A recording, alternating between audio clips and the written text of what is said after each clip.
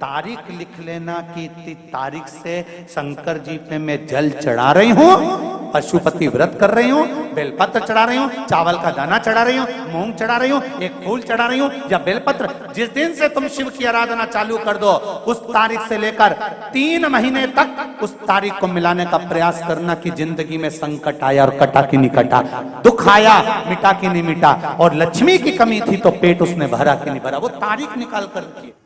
तेरे दरबार की बाबा निराली शान देखी है, तुझे देते नहीं देखा पर झोली भरी।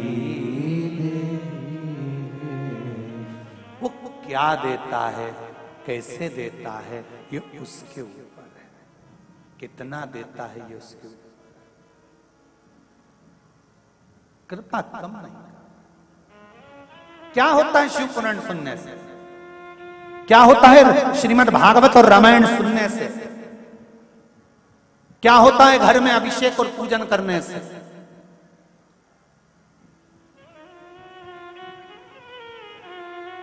शिव पुराण कहती है ये दिल, ये मन, ये चित्त, ये वृत्ति, ये बदल जाती है, शंकर के चरणों में पहुंच जाती है।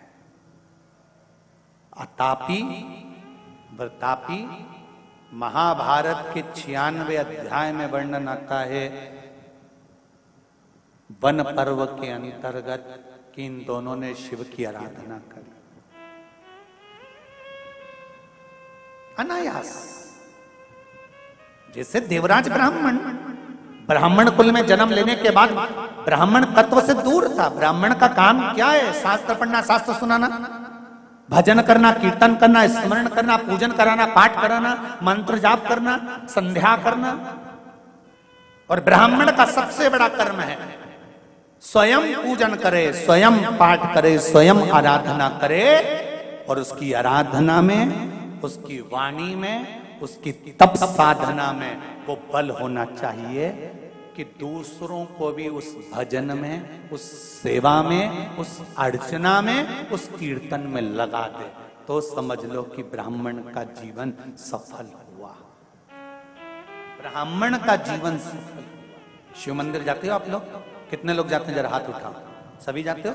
बहुत बढ़िया, रखो जरा रखो, धन्यवाद, बहुत बहुत जाना चाहिए। तेरे मंदिर में आना मेरा काम है और मेरी बिगड़ी बनाना तेरा। जाते रहो।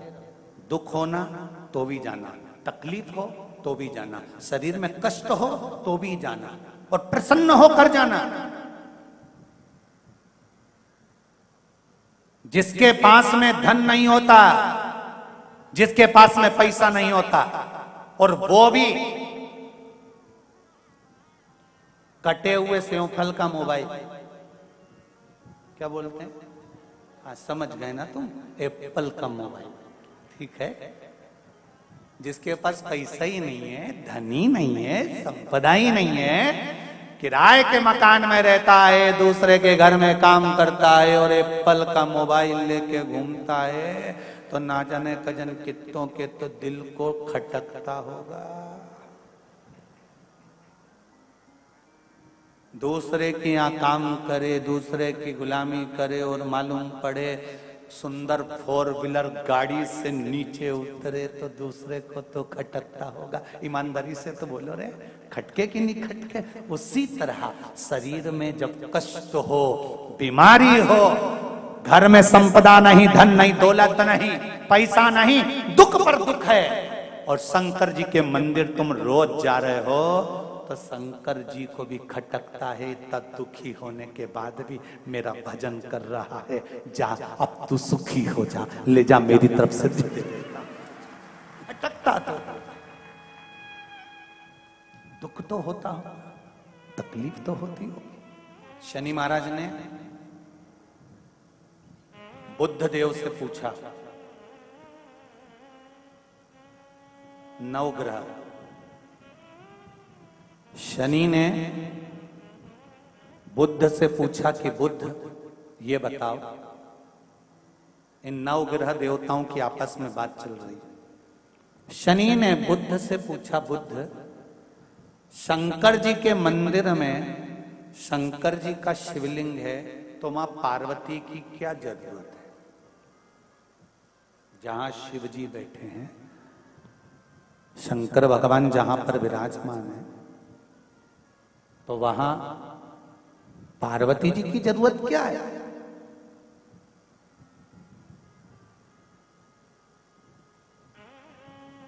जब वहां पार्वती की क्या जरूरत? बुद्ध देव ने कहा, शनिदेव, मेरे भोले बाबा जब शिव मंदिर में बैठे रहते हैं तो नेत्र बंद कर लेते हैं। पति सर्विस पर जाए, ऑफिस में जाए, नौकरी पर जाए, दुकान पर जाए, घर में तो धर्म पत्नी को रहना पड़ता है ना। कौन आया, कौन गया, क्या लाया, क्या दिया, कौन मिठाई लाया, कौन नमकीन लाया, कौन बिस्कुट लाया, ये पत्नी पति को रात को बताती है कि वो आए थे, रख कर गए हैं, वो आए थे, देकर गए हैं। शंकर भगवान जब तप साधना में लीन होते हैं, तब केवल एक मात्र शक्ति मां पार्वती ऐसी होती है, जब भक्त जल चढ़ाता है तो मां अपने पुत्र की दशा देख लेती है और शंकर भगवान से कह देती है कि इसको ये दुख है, इसके दुख को काट दीजिए। इसलिए मां का होना जरूरी, माता का होना इसलिए जरूरी है।